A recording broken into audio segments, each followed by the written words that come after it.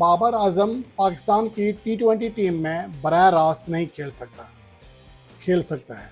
ये एक ऐसी बहस है जो कि मौजूदा वक्त में बाबर आजम के टी20 स्क्वाड में शामिल होने से पहले ही शुरू हो चुकी है। एक दो साबिक प्लेयर्स ऐसा कह रहे हैं, उनकी ये मंतक तो समझ आती है, क्योंकि बाबर आजम को अगर प्लेइंग 11 में शामिल ही नहीं करना तो आकिब जावेद क्यों उनको सिलेक्ट करेंगे। और दूसरी बात यह है कि उस प्लेयर की जो परफॉर्मेंस है वो इंतहाई शानदार रही है। तवील अरसे पाकिस्तान का दुनिया का नंबर 1 बैटर रहा, और जो उनकी वापसी हो रही है या वापसी हो सकती है वो फ़खर ज़मान की अदम मौजूदगी में भी हो सकती है, उनकी मौजूदगी में भी हो सकती है। लेकिन असल वजह सिर्फ फ़खर ज़मान की अदम मौजूदगी नहीं है, बल्कि पाकिस्तान के टॉप ऑर्डर की नाकामी है। अब आते हैं, ये तो एक वजह है जो एक दो साबिक प्लेयर्स कह रहे हैं कि आप उनको प्लेइंग 11 में शामिल करने के बगैर आपके पास कोई चारा नहीं है। लेकिन कुछ यूट्यूबर्स को इस बयान पर बड़ी मिर्चें लगी हैं। वो ये कहते हैं कि अगर बाबर आजम स्क्वाड में शामिल होते हैं तो वो बराह रास्त प्लेइंग 11 का हिस्सा नहीं बन सकते, उन्हें बेंच पर बैठना पड़ेगा, क्योंकि हमारे जो प्लेयर्स हैं उनमें उनकी कारकर्दगी इतनी अच्छी है कि बाबर आजम को बेंच पर बैठना पड़ेगा, इंतज़ार करना पड़ेगा। अब मैं ज़रा आपको अच्छी कारकर्दगी बताता हूँ, बल्कि बहुत अच्छी, और उसमें ये भी बताऊँगा कि इन लोगों की जो होम सीरीज़ में बांग्लादेश के ख़िलाफ़ कारकर्दगी है, जिसके ऊपर इतना इतराया जा रहा है, बाबर आजम की अपने मुल्क में कैसी कारकर्दगी है, और बाबर आजम ने दुनिया की बड़ी टीमों, ख़ासतौर पर सिन्हा में क्या परफॉर्मेंस दी हुई है, साउथ अफ्रीका, इंग्लैंड, न्यूजीलैंड और ऑस्ट्रेलिया। और हमारे जो प्लेयर्स हैं इनकी बांग्लादेश में और वेस्ट इंडीज़ में क्या कारकर्दगी है, जिनकी बॉलिंग लाइन किसी भी तरह साउथ अफ्रीका, इंग्लैंड, न्यूजीलैंड और ऑस्ट्रेलिया से मुकाबला नहीं कर सकती है, ना ही कंडीशंस जो हैं वो इतनी ज़्यादा टफ होती हैं।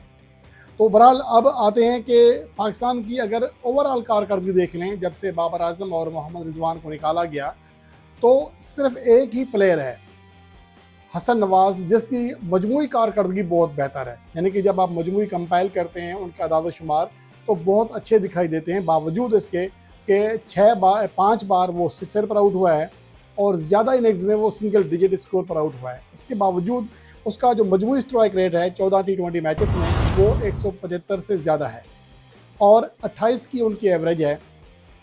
इसके अलावा आप बाकी प्लेयर्स की बात करें तो सिर्फ एवरेज में आपको मोहम्मद हारिस या शहरज़ादा फरहान या फिर फ़हीम अशरफ ये बेहतर दिखाई देंगे, लेकिन एक्स्ट्रा ऑर्डिनरी एंट्री भी स्ट्राइक रेट नहीं है। लेकिन एवरेज में देखें, मोहम्मद हारिस की एवरेज है 22 की, साम अयूब की एवरेज है 23 की, शहरज़ादा फरहान की ज़रूर 38 की है और फ़हीम अशरफ की है 16 की। इनका स्ट्राइक रेट बेहतर रहा है। और उसके मजमूई बात कर रहा हूँ जिसमें बांग्लादेश के ख़िलाफ़ होम मैचेस भी शामिल हैं। और अगर बाबर आजम की अपने मुल्क में परफॉर्मेंस की बात करें तो ज़रा मुलाहजा करें, मैं सिर्फ बांग्लादेश की बात नहीं कर रहा। ऑस्ट्रेलिया के खिलाफ 143.47, सेम स्ट्राइक रेट बांग्लादेश के खिलाफ अपने मुल्क में, 143 का इंग्लैंड के खिलाफ, 142 का न्यूजीलैंड के खिलाफ, 140 का साउथ अफ्रीका के खिलाफ। अलबत्ता श्रीलंका के खिलाफ वो जदोजहद करते रहे, 92 का स्ट्राइक रेट रहा। उसकी वजह 2019 की वो सीरीज़ थी जिसमें पाकिस्तान के टॉप ऑर्डर बुरी तरह फेल हुए थे, अहमद शहजाद, उमर अकमल, और 3 रन पर 3 विकेटें गिरी होती थी। ये उस सीरीज़ की वजह से नीचे हैं। वेस्ट इंडीज़ के खिलाफ 145, वर्ल्ड 11 के खिलाफ 147, जिम्बाब्वे के खिलाफ 160। ये है अपने मुल्क में कारकर्दगी तगड़ी बैटिंग बॉलिंग लाइन्स के खिलाफ, Australia, England, New Zealand, south Africa सभी के खिलाफ। और मजमूई तौर पर उनका जो स्ट्राइक रेट है अपने मुल्क में वो 142 से ऊपर है। अब दूसरी जानब ये तो अपनी कंडीशंस की बात कर रहे हैं, बांग्लादेश की उस टीम के खिलाफ हमने परफॉर्मेंस दी है हमारे उन प्लेयर्स ने जिसमें बांग्लादेश के मेन बॉलर्स नहीं थे। मैं इनकी कारकर्दगी को डी क्रेडिट नहीं कर रहा, क्रेडिट देना चाहिए, अच्छी कारकर्दगी रही है। लेकिन मसला ये है कि इतना ज़्यादा इसको हाइप क्रिएट भी नहीं करनी चाहिए। अब मोहम्मद हारिस ने जो परफॉर्मेंस दी है बांग्लादेश के खिलाफ होम सीरीज़ में वो आउट क्लास रही है, लेकिन बांग्लादेश में और वेस्ट इंडीज़ में वो बिल्कुल फेल हुए हैं। उससे पहले न्यूजीलैंड में बिल्कुल फेल हुए, उससे पहले वो मुसलसल अवे मैचेस में फेल हो रहे थे, होम ग्राउंड पर फेल हो रहे थे। तो सिर्फ एक इनिंग्स की बुनियाद पर आप ये कह रहे हैं कि मोहम्मद हारिस के होते हुए टॉप ऑर्डर में बाबर आजम की जगह नहीं बनेगी, उसको बेंच पे बैठना पड़ेगा। अब बाकी प्लेयर्स की बात कर लेते हैं। ये मोहम्मद हारिस की मैंने वैसे कहा कि क्योंकि उनका नाम लिया गया था। वैसे एक अजीब सी बात भी है कि चंद एक जो यूट्यूबर्स हैं वो पाकिस्तान की हाईलाइट में इस 2025 में जब से बाबर आजम और रिजवान टीम से ड्रॉप हुए हैं T20 फॉर्मेट से, यहाँ एक चीज़ बयान कर रहे हैं कि जी तेज़ तरीन सेंचुरी इस दौरान सामने आई है। लेकिन ये भी बताएं कि 2025 से पहले पाकिस्तान की जानिब से तेज़ तरीन सेंचुरी किसके नाम थी? बाबर आजम ही के नाम थी। और बहरहाल अजीब सी बात है कि सिर्फ बॉक्स की वजह से बहुत सारे हक़ाइक़ यहाँ छुपाए जाते हैं। अब आते हैं पाकिस्तान के प्लेयर्स की बात करते हैं अवे मैचेस में, यानी कि अपने मुल्क से बाहर इनकी कारकर्दगी कैसी रही है। अब यहाँ पर आगा सलमान सबसे ज़्यादा रन्स किए हैं उसने अपने मुल्क से बाहर 2025 में, जब से कैप्टन बने हैं T20 फॉर्मेट के। लेकिन उनका स्ट्राइक रेट है 115 का, 115, और हम तनकीद किस पे कर रहे हैं जिसका स्ट्राइक रेट 130 से ऊपर है। हसन नवाज आउट क्लास रहे, 165 का स्ट्राइक रेट रहा, गो के एवरेज अवे में उनकी भी कम है, 21.8 है। सैम अयूब की 26 की एवरेज है, 132 का स्ट्राइक रेट है, जो कि लगभग बाबर आजम ही के बराबर है। और सयादत अफरान 136 का स्ट्राइक रेट रहा, 38 की एवरेज रही, उनकी कारकर्दगी खासी काबिल तहसीन है। और उसके अलावा फ़खर जमान 25 की एवरेज है, 117 का स्ट्राइक रेट है। अब देखें, फ़खर जमान देखने में या सोचने में बहुत अच्छा पंच हिटर साबित हो सकता है, या कहा जा सकता है, क्योंकि उसने वनडे फॉर्मेट में कई आउट क्लास इनिंग्स खेली हुई हैं। लेकिन आज से नहीं, गुज़श्ता 7 साल से आप उनके स्टेट्स उठा के देख लें, टॉप 3 पोजीशन पर खेलते हुए उसका स्ट्राइक रेट 115 से भी नीचे है, यहाँ तो फिर भी 117 है। मोहम्मद हारिस 104 के स्ट्राइक रेट से खेले हैं। अब 104 के स्ट्राइक रेट से खेलने वाला मोहम्मद हारिस आपके पास टीम में है, तो बाबर आजम की कैसे जगह बन सकती है? 104 कोई कम स्ट्राइक रेट है T20 फॉर्मेट में? ये मैं नहीं कर, इनको लग रहा है 104 इनको बहुत बड़ा स्ट्राइक रेट लग रहा है, और 142 जो स्ट्राइक रेट से खेलता है वो कम लग रहा है। तो फिर इनकी माइंड का मसला है, इनके दिमाग का मसला है, ये हक़ाइक़ जान नहीं पा रहे हैं।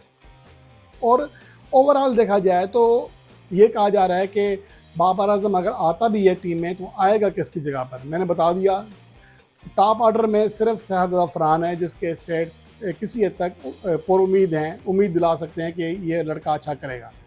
लेकिन सैम अयूब के ऊपर सवाल ये है कि उनकी कारकर्दगी में तसलसल नहीं है, और मजमूई स्ट्राइक रेट भी 132 रहा है। ठीक है, वो बॉलिंग में आपको सपोर्ट करते हैं। फ़खर जमान की परफॉर्मेंस 117 का स्ट्राइक रेट, मोहम्मद हारिस 104 का स्ट्राइक रेट, सलमान अली आगा 115 का स्ट्राइक रेट। लेकिन ये कहा जा रहा है इनमें से किसको आप निकालोगे?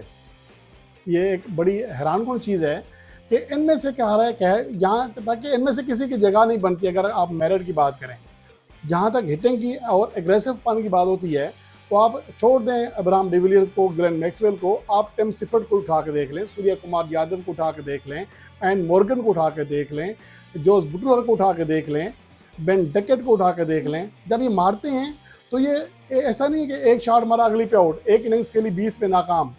25 इनिंग्स खेलने के बाद अगर आप 50 करते हैं तो उसको ये कहा जाए कि ये एक ऐसा मुस्तनद बैट्समैन हमें मिल गया है कि अब बाबर आजम प्लेइंग 11 में जगह नहीं बना सकता।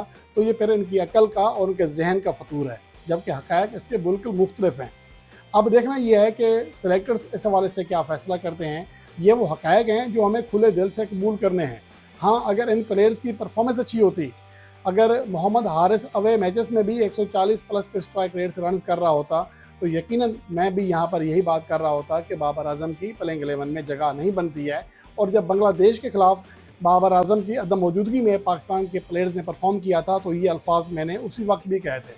लेकिन साथ में ये भी कहा था कि ये बांग्लादेश के ख़िलाफ़ होम सीरीज़ है भाई। अभी पाकिस्तान ने बांग्लादेश जाना है, अभी पाकिस्तान ने वेस्ट इंडीज़ जाना है, और उसके बाद अफ़गानिस्तान के साथ जो अब ट्रेंगुलर सीरीज़ हो गई है, उस टाइम बाहमी सीरीज़ थी। इन तीनों सीरीज़ का कहा था कि इन तीनों सीरीज़ में भी कारकर्दगी देखने के बाद हम फैसला कर सकेंगे कि इन प्लेयर्स के अंदर वाकई पोटेंशियल है, या ये इनिंग्स महज एक फ्लोक था, और या फिर बांग्लादेश की कमज़ोर बॉलिंग लाइन की वजह से, अपनी होम कंडीशंस का एडवांटेज होने की वजह से ये हुआ।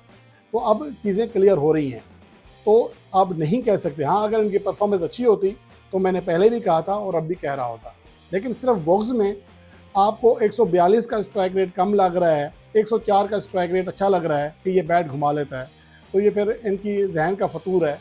मुझे लगता है कि अगर इन प्लेयर्स ने, मोहम्मद हारिस ने, सैम अयूब को चलें फ़िलहाल ये कह मार्जिन दे देते हैं कि बॉलिंग करा लेता है, लेकिन फ़खर जमान को टॉप ऑर्डर में, मोहम्मद हारिस को भी टॉप ऑर्डर में परफॉर्म करना पड़ेगा। सलमान अली आगा को भी अपना स्ट्राइक रेट बेहतर करना पड़ेगा। 115 के स्ट्राइक रेट से T20 क्रिकेट नहीं खेली जाती है। अगर इनकी परफॉर्मेंस जूं की तूं रही तो ये इस तरह के झूठे दिलासे ज़्यादा देर तक इनको टीम में बरकरार नहीं रख सकेंगे।